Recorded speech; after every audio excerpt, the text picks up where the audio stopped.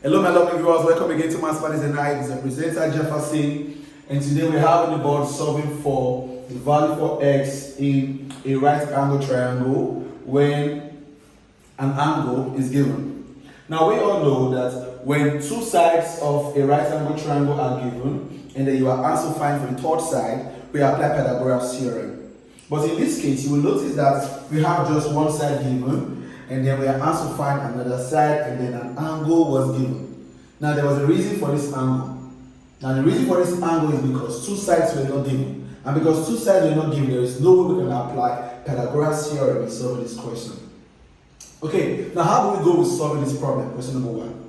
Now you will see now that in question number one, we have the angle which is 30 degrees, and also we have the side facing the angle which is x, which is called the opposite, and then we have the side facing the right angle sign, which is called the hypotenuse.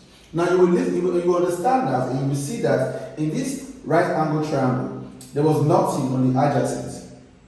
We only have x on the opposite and 6 to the hypotenuse. There was nothing on the adjacent. So it means, what am I going to do in solving this problem? Now applying SOH CAH TOA, now you will check which of these three between SOH CAH TOA does not have adjacent, because in this diagram there is nothing on adjacent. Now you will notice that it is SOH that does not have adjacent, because in CAH there is adjacent and in TOA there is adjacent. So it means in solving this problem I will apply SOH, which says sine is equal to opposite over hypotenuse.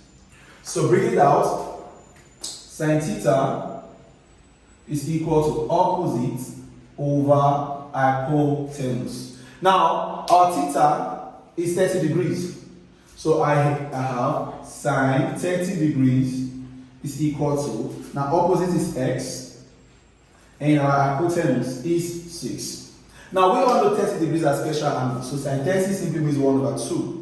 Now if I substitute 1 over 2 for sine 30, I'm going to have this. 1 over 2 is equal to x over 6. Alright, right about now we cross multiply, and when we cross multiply, x times 2 gives us 2x, and 6 times 1 gives us 6. So for us to make x the subject of the formula, which is what we are looking for, we have to divide both sides by 2. And when we divide both sides by 2, when 2 cancel out 2, I have x is equal to 6 divided by 2 will give us 3. Okay, so this is the value for x when we apply sine in solving this problem. Okay, without wasting time, let's go to question number 2. Now in question number 2, you will notice that the same thing applies. This is now our angle, okay, 60 degrees, and this is the opposite, 10, and this is our hypotenuse facing the right angle side. So you will see that also there was nothing on the adjacent. So it means I am still going to use SOH, which does not carry adjacent. So using SOH, we are going to have this.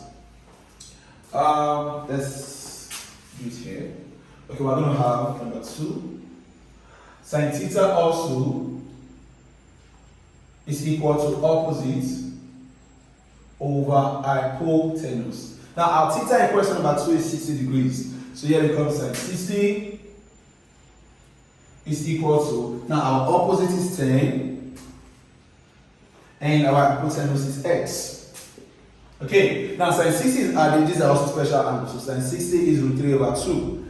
Now when we have root 3 over 2 is equal to 10 over x, we also cross multiply. Now x times root 3 gives us x root 3, and 2 times 10 gives us 20.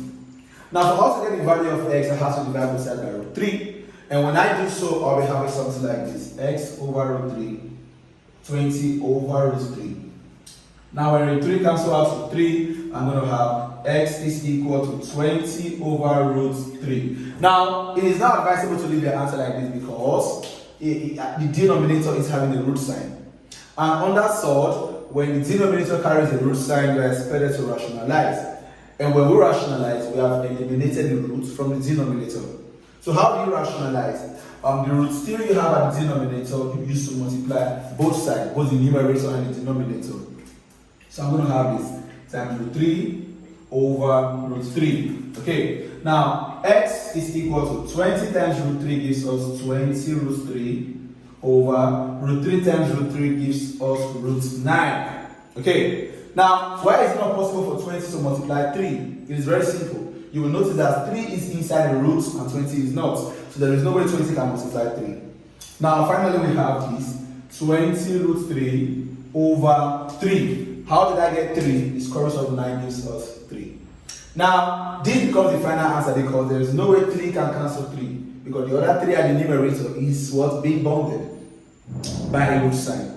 So this is how we're going to leave our answer in short form. So this is how you can apply SOH CAH TOA in solving problems on trigonometry. So I believe this little example has given you some insights about solving problems with sine, cos, and tan. And in our next video, we shall do subsequent examples and be solving more problems on trigonometry. If this is the first time of joining us, please don't forget to subscribe to our YouTube channel, and also don't forget to follow us on Facebook, Mathematics Booster. Till we meet again in our next class. Thank you for watching.